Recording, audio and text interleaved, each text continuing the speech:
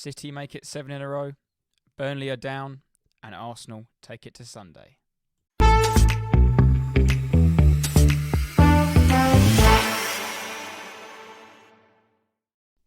Evening, Tate. Evening, Jack. How are you? Yes, all good, mate. Yourself? Yes, very well, very well. Nice weekend? Yeah, it was alright. I watched very little of the football, and the football I did, like I said to you a minute ago, watched the Championship playoffs and the Arsenal game. Championship playoffs were awful, and the Arsenal game wasn't much better. So no, very little football consumed. You know, I didn't actually watch much football. On Saturday, like I said, I tried to avoid the Man City game. I actually watched the Old Firm, which was entertaining for about 17 minutes of the first half. And then, obviously, the Rangers got a red card and made it a pretty boring game. I didn't watch any of the 3 o'clocks, and I actually watched match today after I got back from a bit of a day sesh, really, and an evening dinner, and had about 8 pints, and my vision was slightly blurred, falling asleep on the sofa. But yeah, Sunday, paid attention to one game in particular. Finally, won at Old Trafford. First time in 18 years. But with I know fans. it was Spurs, but as a neutral, it was perfect for Arsenal. It was like, again, it was very similar to Spurs. He didn't even get out of second gear, but it was pretty awful from Man United. We won't get what we can get into now quickly, but it's nice to have a boring game for the neutral, same as Man City. The game that wasn't boring for the neutral was the Arsenal Spurs game, which gave me a bit of a heart attack. Yeah. But with this podcast, we will be starting with the relegation chat. Obviously, Burnley are now down. Luton all but down, unless they can have a massive goal swing. Moving on to the race to Europa League, Chelsea win again. Newcastle drop points. Man United are doing Man United things. And part 3, if we get time, we will chat about Arsenal and City before we round up with our usual stuff. But before all episodes, we will start with the teaser, Jack. And bear with me with this one. It's a bit of a long-winded way around the question I could just ask you, but I saw quite an interesting stat in Saturday actually, what made me think about it. In 2022-23 season, so last season, João Palhinha received the most yellow cards in the Premier League with 14, equaling the record for a single campaign. The Fulham midfielder is now just 1 away from equaling his record from last year, so he's on 13. But which 4 players have received 99 or more yellow cards in the Premier League history? João Palhinha, who's only been in the Premier League 2 seasons, is already on telling it up quarter of the way there.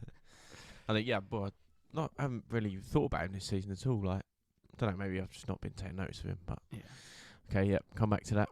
Right, so relegation, like we said, we chat with in a weekend where Burnley were relegated and Luton Town all but confirmed following defeats to Spurs and West Ham. The relegation race seems to have finished, really. Yes. It's all but done. I think Forest have Burnley today. Next. I couldn't tell. Luton at home to Fulham, I think, maybe. But all but done. The goal difference then is a swing of, on the top of my head, what's that, 12 goals? It's not happening, Burnley. I think Luton has scored 12 goals in the last... No, it's not. And like you said, Luton are down. They know that after the defeat to West Ham. And I think Luton have, you give them credit like they have, and they've had a sort of a different story with what's happened to Tom Rocky, their captain, and everyone's applauded Rob Edwards and the way they've conducted themselves. And I think after the Arsenal, or during the Arsenal game, they just thought, right, sod it. We were tight and cagey beforehand, but we're still losing. Let's just go for it. Let's just play the way we played to get promoted and give it a go. And I think that classic run out of steam. They haven't got the squad. They don't have their players anyway. I think they got Barkley, Townsend, and Lukonga are the only ones that are playing that have any sort of Premier League experience, and they're not going to do too much. They've tried their hardest, but you can admire their efforts compared to Burnley and definitely Sheffield United below them. But I think you might get onto about the other teams around them. But just that bottom 3, and like you always say, the league tells you, doesn't lie, and you can't really argue with that. Yeah, I think Luton are, like they said, the plucky underdogs that just didn't have enough to run out of steam. A few key injuries. I think, like I said, the captain, obviously, if you can lost that's an injury. Adebayo up front was a big miss. He missed a big part of the season. I think his last game when he played against Brighton, he might have got 3 or 4. Maybe one was disallowed. Came back against Everton last week, scored straight away. Maybe it could have been different if they had him. But like we said off air just quickly, I think one of the key reasons there's been a relegation race is because two teams for the first time in 10 years, that have been hit with points deductions, rightly or wrongly. Everton have had 8 points deducted, which dragged them right into it. Even if they didn't have them, they'd be mid-table. Yeah, I think their points, if they were added back on, they'd be level with Bournemouth or Brighton. They'd be slap bang in the middle and not concerning the world. So. And Forest got 4 points deducted, which if they hadn't had them, they'd have been on 33 points, and they'd have been safe 2-3 weeks ago. So I do think there's a big gulf in the teams that went down. If you start with Sheffield United from day one, they've pretty much been a disgrace. Yeah, they've conceded 17 goals in the last 5, and on that they were probably similar to Luton. They were doing okay, like defensive, and they were working hard, and they had a little game plan and whatever else, and then they got slapped by Newcastle 8-0, and then from that moment they just totally packed it in there. Just awful. They've just totally give up from that point. They've won 3 games this season. One is against Luton. They've been slapped twice by Burnley 5 and. Yeah, I was going to say conceded 9 to Burnley over 2 games, and they're the team that finished above, like one place above you. I can't listen to anything. I mean, they've accepted their fate. They know they have no excuses. But if anyone was to try and defend them, you can't defend that. It's embarrassing. One player has been a disgrace to them who signed in January was Mason Holgate. It's just been red cards. They got goals conceded. Just been awful. The only shining light I'll give them is the little bit of transfer business they did in January when they signed Ben Brereton Diaz. He's scored like 7-8 goals, I think. Only on loan, I believe, from Villarreal. So he might be one to come back for the Premier League for a team that come up. He's got a lot of championship experience, so maybe, I don't know, whether one of the newly promoted teams want to look at him or in Notts Forest or something. I don't know. I think he actually played for Forest once. He used to. I'm not sure, but yeah, he's a sort of like an Ipswich would take. One, he was doing very well in the Championship and got his move to Villarreal. Never actually went to the Prem. So yeah, in a side that actually have some fight and drive to do well, he might do better. But yeah, Sheffield United player scuffles across the season. Sacked their promotion manager early on. Got Wilder back in, a bit of the old school, like rough and tumble and all that. But yeah, just never. I think he deserved to be sacked. If you lose 8-0, you usually. 100%. Yeah. But then, like you said, to get what an uninspiring appointment Chris Wilder is, to just get the bloke that got you relegated last time, and you sacked him 2 years ago. Yeah. 37 games, 3 wins, just awful. 101 goals conceded so far. Yeah, and so far. Yeah, could be a few more, hopefully, in the last game of the season. But are you at home or are you away against? No, away at Sheffield United. But so yeah, it could be a repeat of Newcastle when we went there and got smacked. But they should only grow. And what was it? It was on the writing was on the wall when in the summer they sold one of their best players, Sanderberg, to Burnley when they're coming up to the Prem. So yeah, they're just a bit of a mess. Bit of a mess. Yeah, they broke the record. Was it 100 was the record? And 100 or 99 was the record. Yeah, first team to concede triple figures. Yeah, because it clocks memory now. Because I remember that the first team to concede 100, and then yesterday I saw a post because they lost 1-0 to Everton, didn't they? And then there's a repost. It was like they're the first team to concede 101 goals. Yeah, and then it sort of maybe we'll get onto it about the discussion of the gap and the jump to the Championship, to the Prem and all the rest of it. But this Sheffield United team, I don't know how they were so good last season in the Championship and been so poor this year. Well, I got 91 points they got in the Championship last year. So, and there's a point I'll say when we've gone through all 3 teams and you look at all their players, and like I said, Ben Brent is maybe the only one that a club would take a hint on.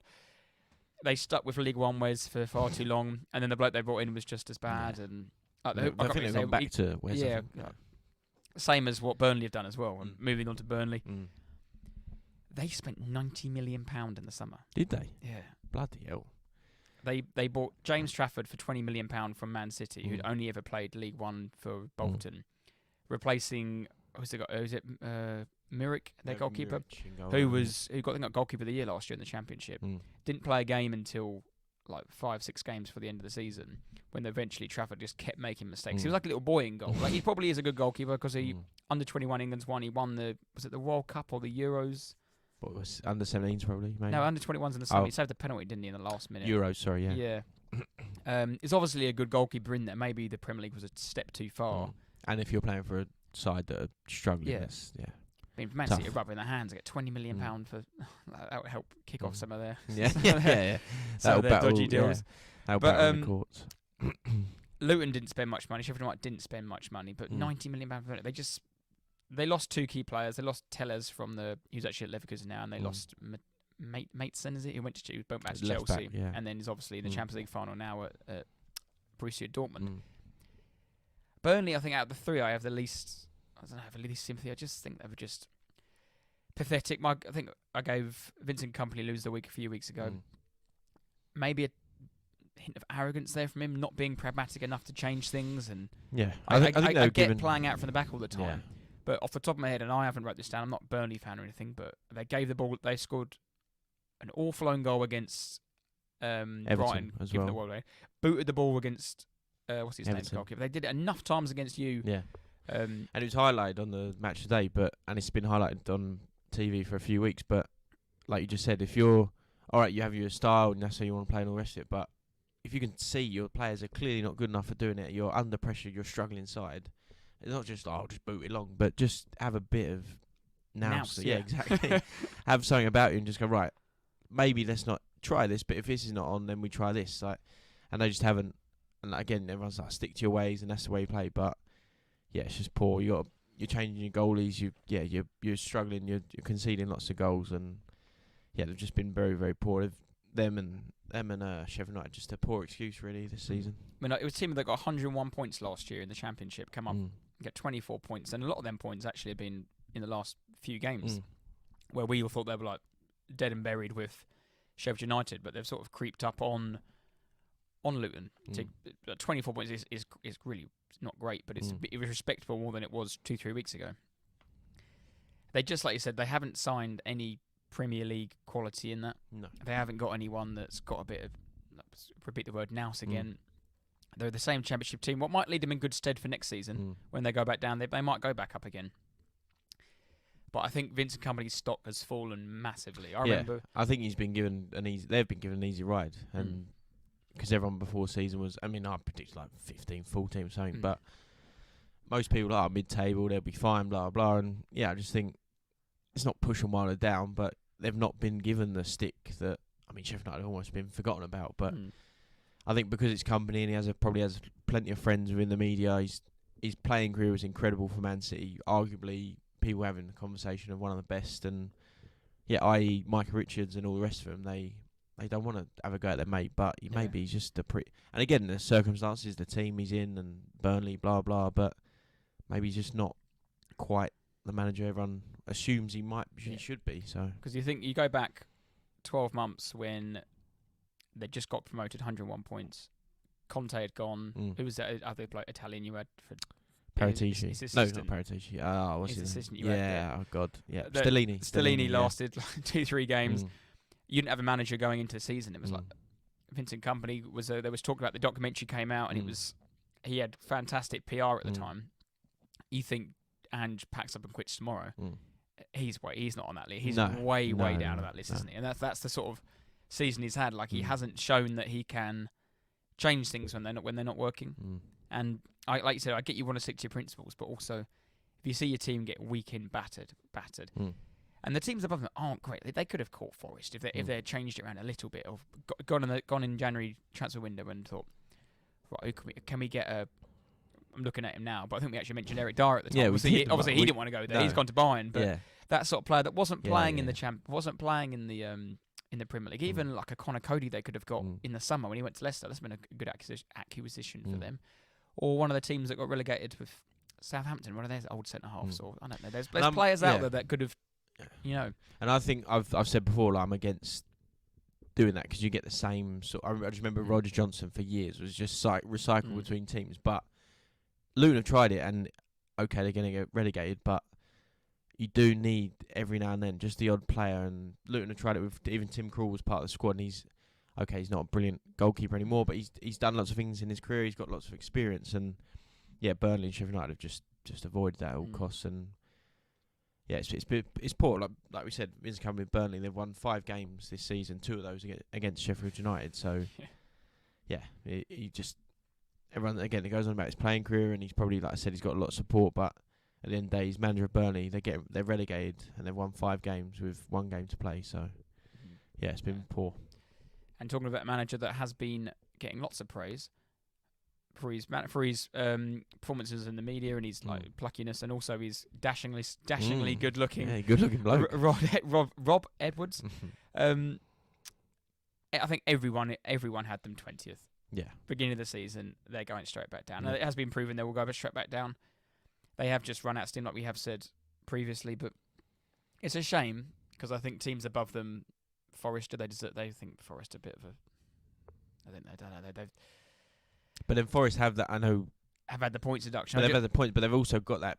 They have some good players. Morgan Gibbs-White is a good player. Hudson-Odoi, in his moments, is a good player. And they've got in his moments. But those sort of players are playing for Forest because they don't do it They don't do it week in, week out. But they've clearly shown they've got some ability. And Everton are a similar squad. So yeah, and even Brentford have some very good players, and they've struggled this season. But when their players are back and fit, they can get results and beat the teams around them. But yeah, Luton.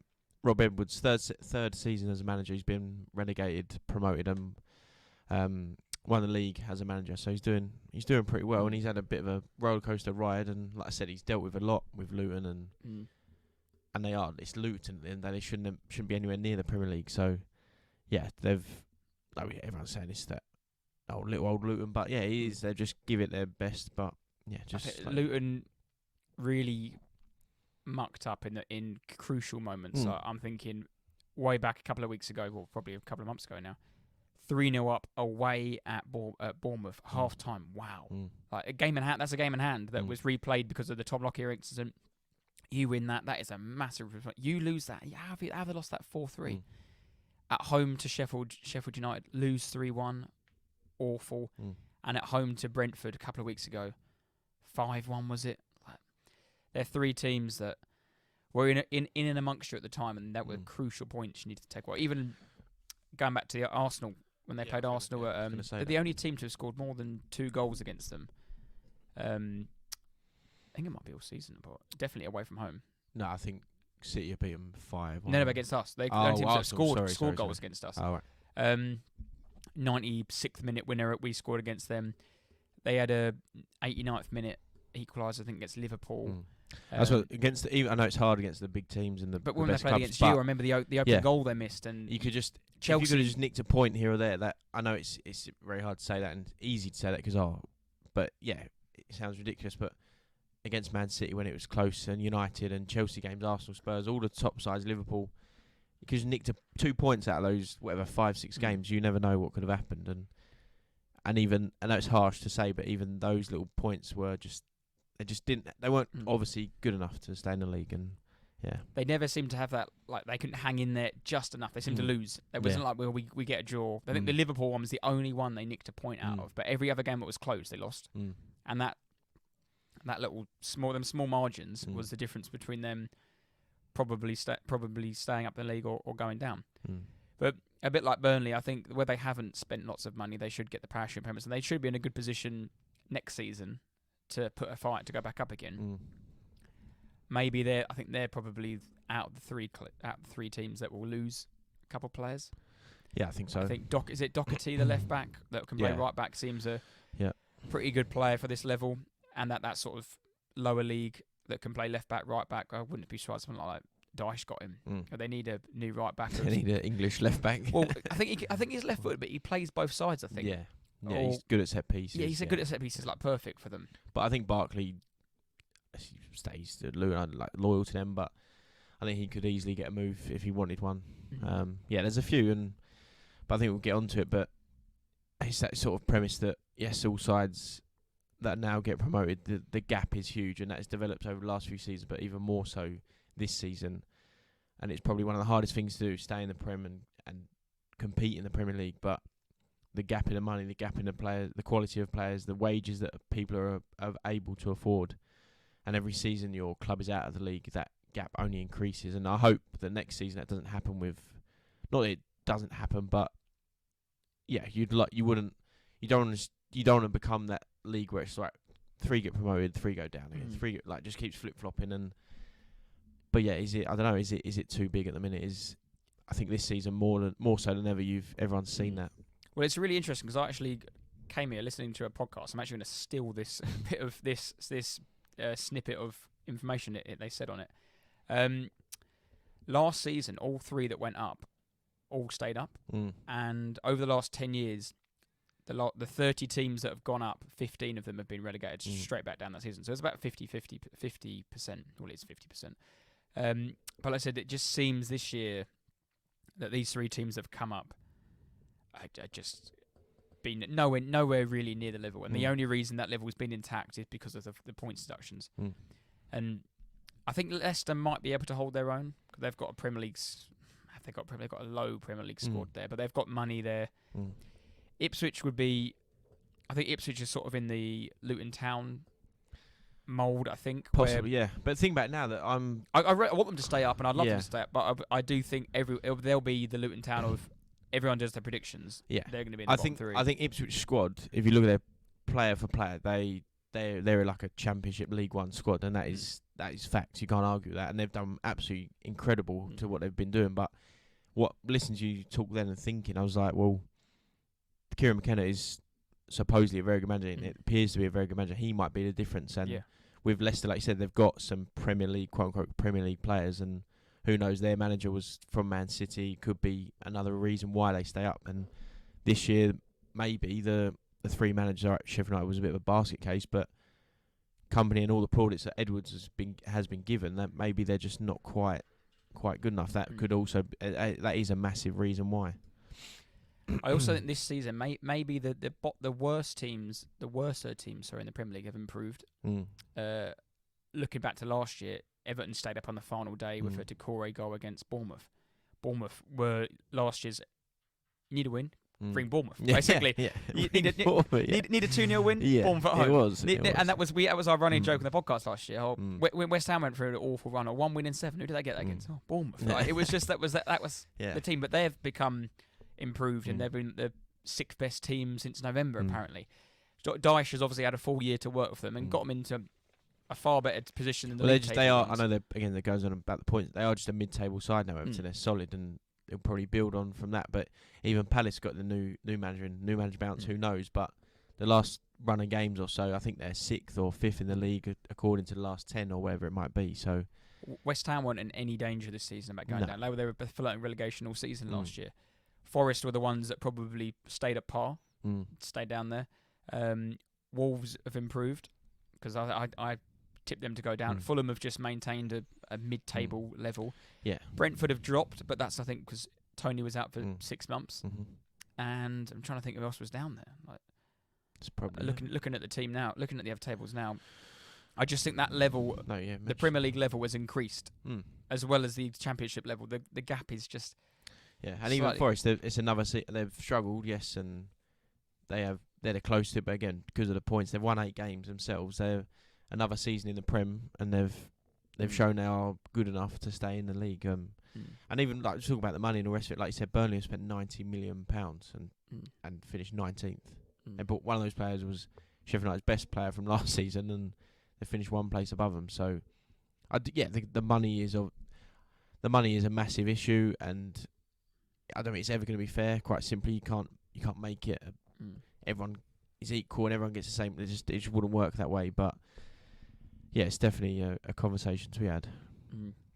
And just to finish up on Forest quickly, they obviously escaped by, looks about 3 points. They're going to escape by points deduction. Sacked Cooper halfway through the season and got in Nuno. Looks to have been a successful decision to do that. Whether they could have stayed up with Cooper, they probably would have. What their transfer policy is going to be in the summer after already been hit by the 3 point. But interestingly, this summer, the financial sustainability rules reset. So everyone's back on clean slate again. Yeah, because it's like every 3 years. 3 years, the 3-year cycle ends in July, I think. Right. So I don't think you might not see too many signings announced up until July, and then they'll be like, bang, bang, bang, bang, bang, bang, bang. Forest is 30 players on the once. But that's the thing. Like we're talking about the relegation, the gap, and the teams coming up. Forest have obviously got in trouble, but they've thrown everything at it and bought a load of everyone, and just hopefully some of those work will take some away, and and they're just about surviving the league. So there's plenty of ways to go about it. But yeah, I think maybe next year the teams come up. Obviously, depends who comes through the playoffs, but maybe Kieran McKenna and is it Fonseca? No. Yeah, something like that. The Leicester manager, maybe they might be the difference. But on the relegated sides this season, a little stat for you, Tate. Since the 95-96 season, when it has been a 20-team league, only once in the 2020-21 season have all 3 relegated sides failed to reach 30 points. Fulham finished 18th that season, 11 points behind Burnley. This year will happen again. Luton could reach 29 points and potentially be on the same points as Forest. So yeah, that just emphasises the gap again between the bottom 3 and the rest of the league. Yeah, no, it's been... They have been cut adrift from the rest of it. It was only really teams getting dragged in it because they were breaking the rules elsewhere. Which, yeah. Right. Shall we move on to the race for Europa League? Yeah, the mess of Europe. Where have Chelsea come from? 3 wins out of 3. Well, yeah, don't know. Just won 3 in a row, and honestly, I just think sold some hotels and I just think the league as a whole, it's almost Arsenal are the only team that are really playing well. Man City are just winning, and then somehow Chelsea have just piped up and done whatever they're doing, but everyone else just sort of packed it all in. This very odd, very odd. Well, Chelsea have gone through stages of just and Nicholas Jackson, I think, is actually a perfect example for this. A bit of a is it a metaphor I'm looking for? He's played reasonably well, but his joke has been he's missed so many chances. But now Chelsea are putting these chances away that they were missing. They've created all these chances. And they've caught Newcastle. They've overtaken Man United. They had a few games in hand, I think, which they've won these games in hand in the midweek. Now the fixtures have caught up, and they were playing in cups, so they were obviously accumulating these games in hand. United's form has been terrible. And look at the last 3 games, for example. United got 1 point, and that was against Burnley. They drew at home to Burnley. And Chelsea have got 3 from 3. So it's an 8-point swing in, and where the games have been in clusters at the end of the season, 8-point swing in about a week. Yeah. Considering they also, but Chelsea beat United. I think that's where United's downfall just come from the last 6 weeks, and they threw it away at Stamford Bridge. Yeah, they've just derailed to a new level in terms of league. Yeah, no winning 3 and a 4-0 drubbing at Palace. Yeah, I don't think you could, you particularly, could even expect that or even be predict that. That's just they've just gone off the rails. Although I must admit, I did fancy Palace. I didn't think they were going to perform. No. But on a Monday night under the lights and new manager doing well anyway. Like you said, Elise and Eze are back in the side, so they're going to do well. Every time they play a screenshot, you was like Palace, prime Palace. Just while we're on Palace, quickly, I said to Jack off air, and this is a question, and we're not going to give you the answer to this. So if you're listening, send us a DM or drop us a text, whatever. Palace is the number 1 since Monday Night Football came back 10 years ago.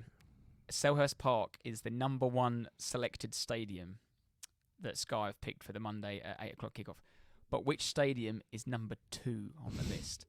Think of all the Premier League games and which game is what you don't want to play there on a Monday night what under the springs lights. to your mind when they're stood in the studio and you can see the ground in the back and it's snowing or raining or and they normally put a big team there. Think,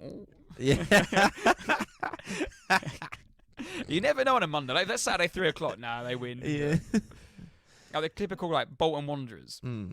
But we digress. Chelsea have got Brighton midweek. Yeah, Brighton, sorry. Newcastle go to Man United. Ben's going all the way. He's gutted because it was. The game was meant to be played when they got through to the semi-finals. So it was on a Saturday, I think, at the 5:30 kickoff. It was we can go up there early in the day, stay the night, go out then a Saturday night, then back Sunday. They obviously got to the semi-final, and the runner form's been on. They've got gone up Wednesday night, back Thursday. No. And they're awful. They're going to play a load of kids again. Oh, it's terrible. I hope it don't rain. Yeah, might get wet inside that stadium. Yeah, but look, so running from 8th to, I think you're safe in 5th. I think I think I said it. I think we'll just not. Well, actually, no. I think you'll get 4th. I think it'll just, like I said the other week, we'll just stumble into the 5th, and Villa will stay where they are. Villa's form's been rubbish. We've been even worse, and it's just been a bit of a mess, isn't it? If Chelsea gets sick, that is some turnaround, I think, from the turn of the year. Man United hold their European destiny, though, in their own hands. if they can somehow win the FA Cup, they will qualify for the Europa League, which then I think pushes whoever finished 6th down into the Conference League, I believe. No, because United are 8th at the minute, aren't they? Yeah, so if they finish 8th. Okay, yeah, sorry. Then, yeah, It will 6th. take away Chelsea's spot, won't it? Chelsea don't get Europe, is that right? Or I just made that up? Yeah. Yeah, because 6th will get 6th. Because at the moment, it's 6 gets... forget the FA Cup. Yeah. 6 gets Europa League. Yeah. 7th gets Conference League. Yeah. But if United win the It FA all Cup... drops down one. Yeah, exactly. Yeah. But But with Chelsea turning the corner, and I've been pretty adamant enough times that I said Poch is going to go, Mourinho's in charge, end of the season, Jose's to the end of the season. It does look now like Poch will stay till next season, although he did say some weird quotes. I haven't listened to them. I read the tweet that Sky yeah, he's tweeted not. out. I mean, if I was a Chelsea fan, he wouldn't be. I know they disliked him from the start and they've given him a very hard time, but he's not really filling with any confidence or belief. Like he's sort of just going, yeah, well, they don't like me, so I'm doing whatever, and if I stay, I stay. That's the sort of attitude he's portraying. I do think they have been, and we've all had a team, or our team we support. We've always had one player that has carried us through one season or 2 seasons, and I mean, recently I remember it was not 2 recent. It was Alexis Sanchez, and you've had Harry Kane and Son and whatnot. Cole Palmer has just carried that team on his back, like. But no one could have seen this coming. No, and he's actually very good. Like it's not just he is. He's like you watch him play, like wow, you are bloody good, and he's he's a massive reason for their recent form. And it's quite funny actually because you think all the players Chelsea signed and all the £1 billion they've spent and whatnot, he was the last player they signed. There was no way he was in the plans, and they'd never thought he was going to be this good. Because before they tried to sign him, they wanted Michael Elise for that position, and they put a bid in, and then Palace rejected it, and then he signed a new contract, and then they were like, shit, deadline day. City obviously knew they needed to raise funds for FFP, but they're selling an academy graduate who had just scored the winner in the Super Cup. He'd scored the equaliser in the Community Shield. They'd been playing him a bit in pre-season. And I think he would have been involved. He would have been involved, yeah. And then Chelsea just I think they put £50 million for him at the moment. It seems an absolute steal. Yeah, he's been very good. Very, very good. And you see some of the players they've signed, and like look at Sterling. He needs to go. But he's a player they can build around. And he's been one big positive for them this season. Newcastle have gone up and down. They just had no consistency. No consistency. They've done all right the last few games. They drew at the weekend, but they've done okay. They've got a couple of wins, and I think like the league will stay as it is. But yeah, they've just sort of. I think that little group, including Tottenham and Villa, really, it's just sort of all died off, hasn't it? Really, it's just sort of all petered off, and I think injuries have sort of. Is it curtailed? Curtailed Newcastle's season. I think there'd be a real dark horse in the Europa League though next season. Possibly, yeah. Sign some good players. Keep I think they'll probably keep one of Isak or Bruno Guimaraes. One of them will probably go. It looks like Gordon. I think is a really, really good player. I think it'll be what's the word? A shock, or I'll be in disbelief if they have a season of injuries like they just had. So yeah, you're right. And with Europe and the league, they could do far better. And again, with the FFP resetting, they might be able to flex the muscles a little bit more than they have been recently. I think that there's rumours they're signing 2 young English players on loan. There's Lloyd Kelly and on loan from free transfers. Lloyd Kelly from Bournemouth. And is it Tosan Adebayo, something like that? The one centre half from Fulham. Yeah. There could be smart acquisitions, and they'll see the likes of. They think they still players like. I'm about to call him Joel Dummett. It's not. He's the presenter in it. Paul Dummett. Is it? Yeah, Paul Dummett. They've still got like Karius playing for them. Jamal Lascelles has been good, been really well since he got in there, but he did his ACL, and they're still playing. Is it like Florian Lovre? Whatever his name is. Is it Matt Ritchie still gets a run out? Matt Ritchie. Yeah. I mean, Jacob Murphy's one of the players as well. Like these are players that need to move on before they can get to the next level, but it's a slow process because of the rules that are now put in place. And yourselves finally. Well, they made hard work at Burnley. Yeah, I didn't go, thankfully, but it didn't sound. It did sound, or has been what it's like the last few weeks. It's just a bit of a mess. I saw my phone 1-0 down. I was like, well, here we go. But thankfully, Burnley are that crap that we turned it around. Yeah, stop the rot. Yeah. And hopefully end the season with 2 wins. I think every Spurs fan would like to end the season with 3 wins in the trot. It's a real good, the real good progression into next season. Like 3 good wins on the back of a 4 games in the trot. It makes you positive. You can think back to I can't. how you start the season really well. Like there's nothing more I would want for that. It's just I think it'd be nice for you as well to just come in last 2 games, nice smile on your face. I hope Chirpy, our mascot, plays centre back tomorrow night. But no, I think all in all, whatever happens the next 2 games, you have had a good season. Yeah, I'm and more to be than happy, to be sitting in 5th, I think would you have taken that in August? Yeah, I said 7th. I said 7th European football, quote unquote, if you count it. But yeah, I expected no more. Yeah, I think it's been very, very good. Yes, it's the last few weeks and lots of games have been so frustrated. But like I said last week, I think, or the week before, if you take a step back, look at it all as one whole thing, it's really not disaster. We're at times this season we've been happier than we've ever been for a long, long time at Spurs. We can play some brilliant football. I think really probably 99% of Spurs fans at the end of the day will be quite happy with how it's gone. I think with your season, you've recently been caught up with where the fixture congestions happened, and you've had games. You played played like the top teams all at once. Yeah, the run absolutely just too much. It was just far too much and too quickly. And not having a cup run or not being in Europe hasn't given you that. Release is the wrong word I'm looking for, but it's every game is like a league game. The cup games do feel different. They do feel different. It's something different. You play against different teams, and where you've only played 39 games this season in all comps. Maybe it's been a bit focused on just the league, in terms of like you think how you progress. But like I said, if you take a step back, it's been a positive season. Yeah, with your first season in 8 years without your best ever player potentially. I think it's if we can get Europe back, in Europa League, that'd be more than good enough. And then just to end this segment on Man United, I don't know where do you stand on? There's obviously a bit of luck, and there's obviously a reason why some teams do get injuries and some teams don't. There must be a slight bit of luck in there, but also there must be like a coaching, training's wrong. Because I remember when talking it from my point of view, when I was lost all my train of thought there.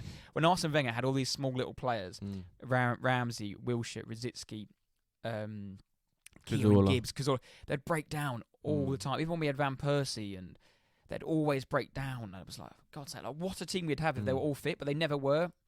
And there must be a reason they were never fit. Was it because of the training methods? Was it just the players are just, I don't fancy it today, boss. Like Rooney was basically saying the sky. Yeah, and I listened to that Rooney sort of little passage he said the other day, and I actually agree with it. I fully think they've sacked it in totally, and just somehow they're allowing them to focus on the FA Cup final. That team they put out at the weekend is a disgrace. That is not you like Rooney said. You're a professional footballer.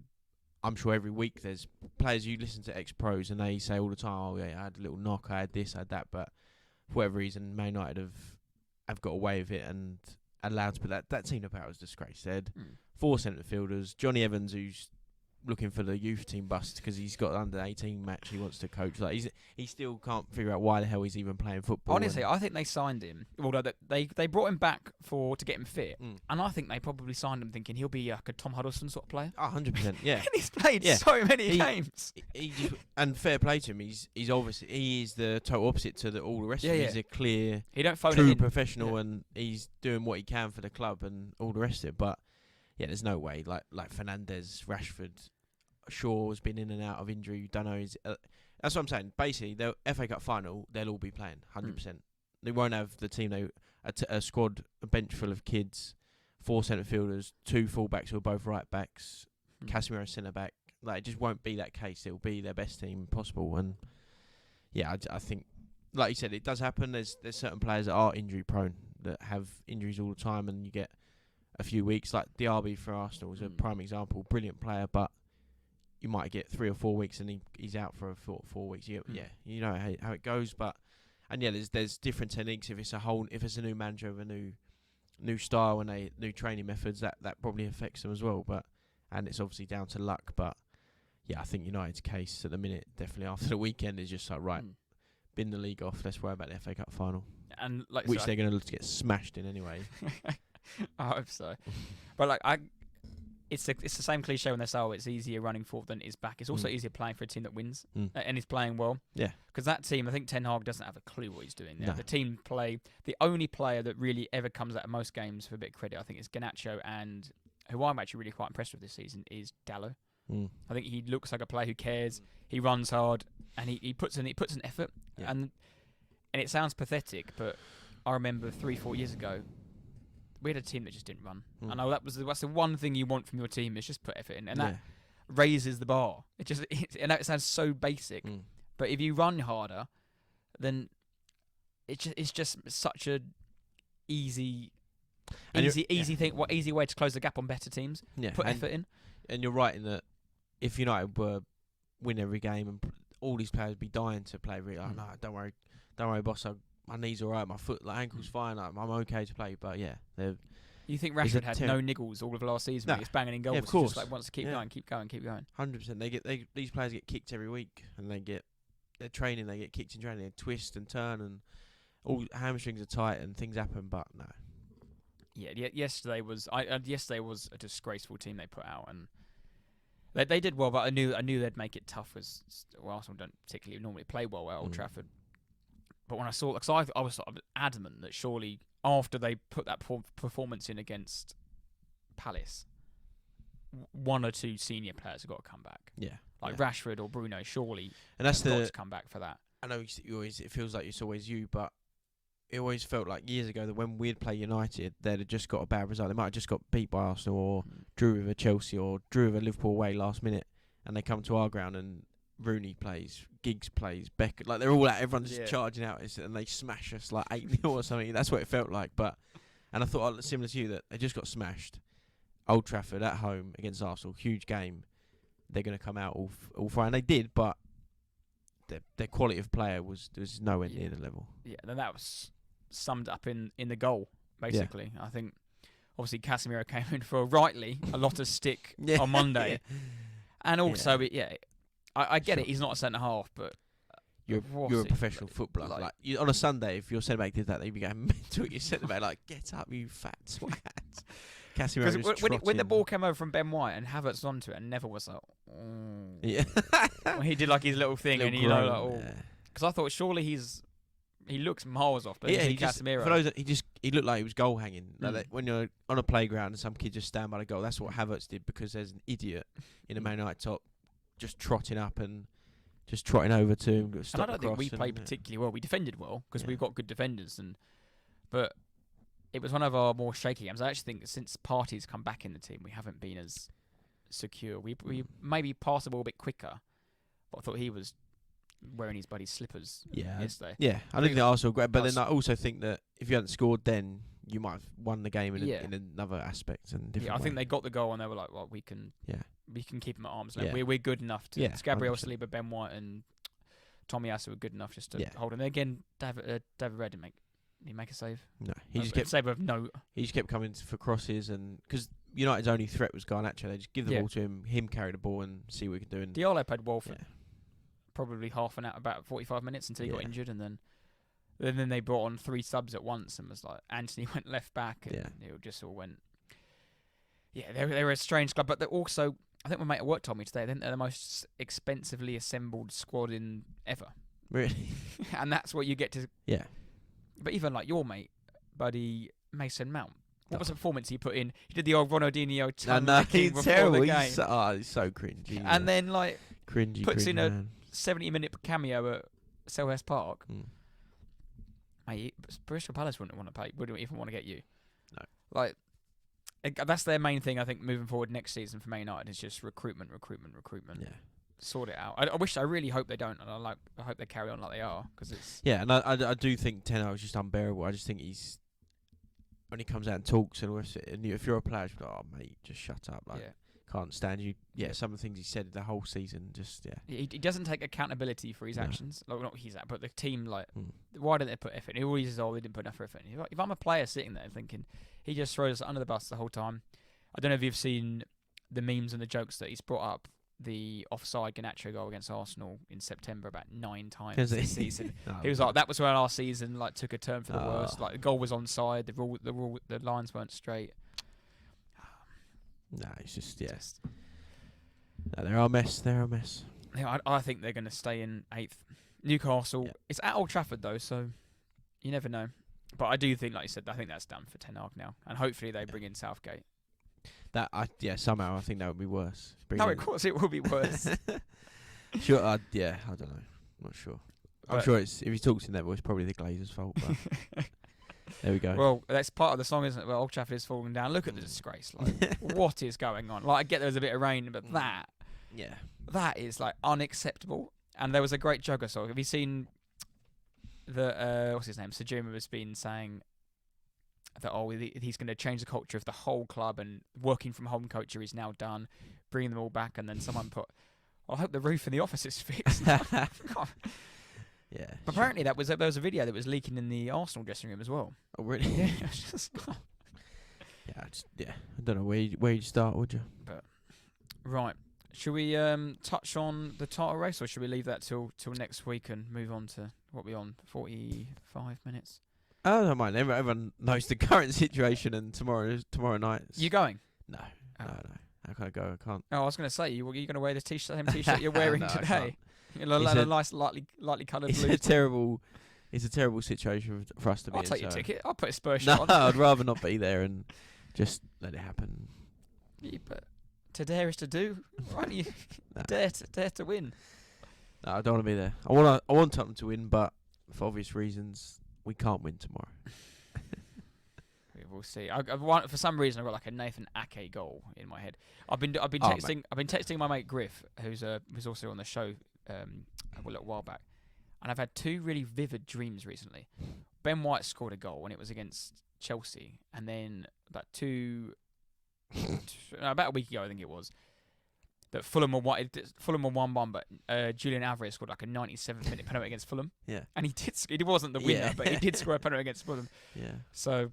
No, I think all I want to dream is Son doing this to the camera. But I think that even if we try tomorrow, I want Maddison throwing some darts. No, even if we try, we are so bad that City are just they're not fussed about us at all. I want Skip inverting from left back. We got Skip playing inverted left back, and we're just a mess. So I want the pigeon celly in the corner. I want it all going on. I can't see it myself. Right, yeah. And then they've got West Ham the final day, and then David Moyes came out to the hand and said even their under 14s would be hard to beat. He's not wrong. Come on, David. That's good, David. Well done. Good. Yeah, but it'll be his last game for West Ham. He's not going to go out. No, he's had his moment. Home game against Luton. That was their farewell. Yeah. Right. Prediction time for next week. You do your winner of the week, and I'll have a look at the games. So my winner of the week, I've gone for Leverkusen into the Europa League final after equalising 97th minute against Roma to make it 2-2 in the midweek semi-final second leg, and then they beat Bochum 5-0 to continue their unbeaten season. 3 games left, 1 in the league, finals of the German Cup and Europa League final. Can they do it all and go the whole season without a loss? That is nuts, isn't it? That's mental, yeah. That is, and it's not like the Saudi Arabian third division. It's the Bundesliga, and I think the Bundesliga has shown the top teams are very good. You see that with Bayern Munich in the semis, Dortmund in the final, Leverkusen on the season, and what they're doing at the minute is it's pretty incredible. So yeah, if they can win it all, they've won the league already, but if they can not lose and then win the German Cup and the Europa League, that is mightily impressive. And like I said, it's in a proper league, but also I think it's more credit to them that they're not Bayern Munich. They haven't gone out and just because Bayern Munich just buy all the best players in Bundesliga and make it a bit of a monopoly. But Leverkusen, new young manager, haven't particularly got a superstar in that team. Have been absolutely fantastic. Yeah, and I'm looking forward to seeing them in the Champions League next year and seeing how they get on and seeing whether Whether they lose one or two players, you don't know. They haven't lost the manager, which I think is a real crucial aspect. Yeah, and they should only improve their squad, really. They should get better players and bigger, probably maybe some unknowns, because they're probably different to the moment. They can't go, like you said, can't go out and buy these stars. But yeah, they've winning a week, Leverkusen. Right. The prediction is the League One playoff final against Bolton versus Oxford. Thogdan versus Dave Kitson's Oxford. Oh, no, Bolton 2-0 playoff final. Yeah, I fancy Bolton too. Mm. I'll go 2-1. If it's anything like the Championship playoffs so far, oh my God. Wow. Win of the week, I've gone for Joselu. Real Madrid striker scored 2 goals in the semi-final of the Champions League semi-final this past Tuesday, after coming on as a sub. Joselu, who used to play for Stoke and Newcastle, signed for Real Madrid this summer. He attended Real Madrid's last Champions League final against Liverpool as a fan. And now the 34-year-old has the chance to play in one. So yeah, Joselu, win of the week. And imagine being a Real Madrid fan.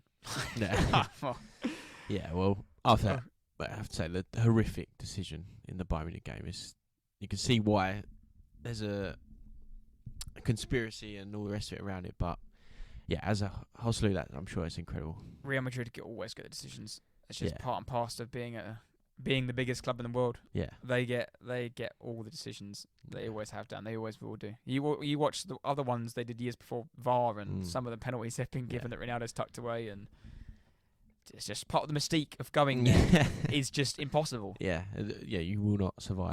That ball is sucked in. But no, the story of Joselu, very good. Loser of the week? I've gone for the Burnley player. I'm going to say Asinon.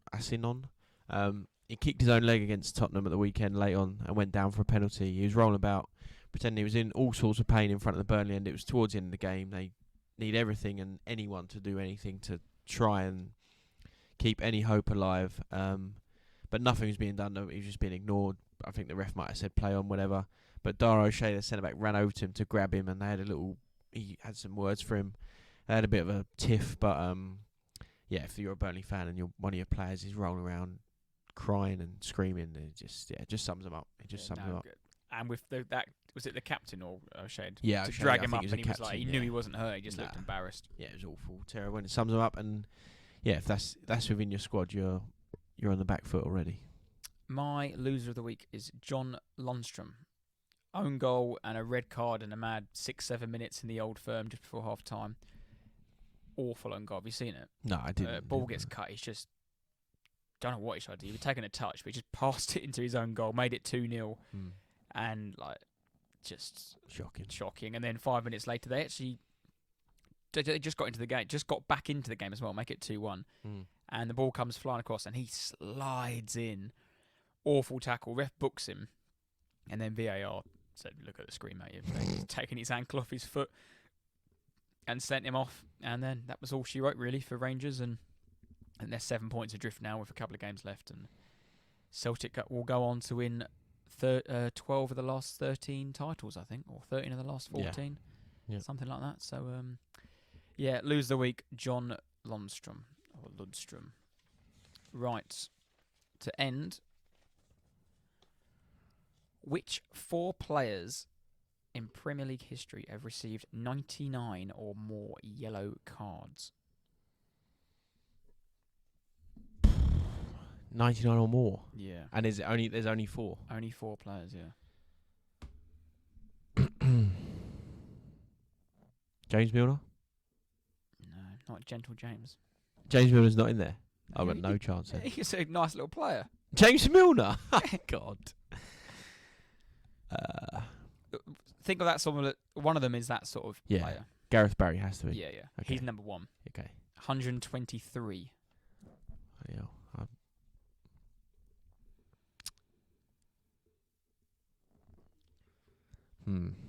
99, that's ridiculous.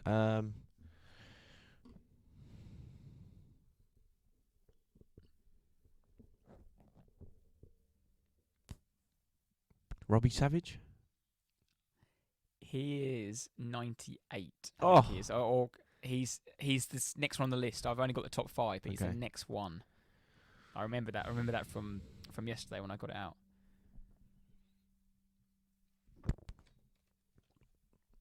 Rooney? He must have had a few. Number 2. Oh, is he? Number 2. No. Nice. 102. Bloody hell, yeah, he's aggressive player.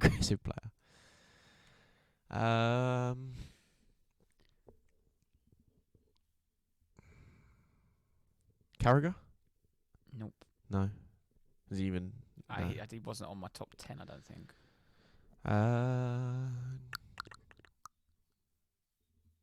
Roy Keane? No. No, he did it every week, didn't you? It was not that many. Vieira's not on there either. No, the list is all English. God. Paul Scholes? 97. Oh, God. He's in the top 5, so he got it on the list I've got. The man that couldn't tackle. John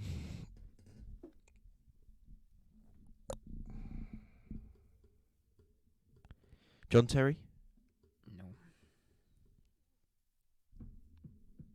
Do you want a clue? Yeah, give us a go. I'm just sort of stabbing in the dark. One is a striker that every single season made the most fouls. Kevin Davis? Kevin Davis. Yeah. And the other one, 99 he got, and the other one on 99. Centre midfielder, a bit of a nasty player. Played for West Ham.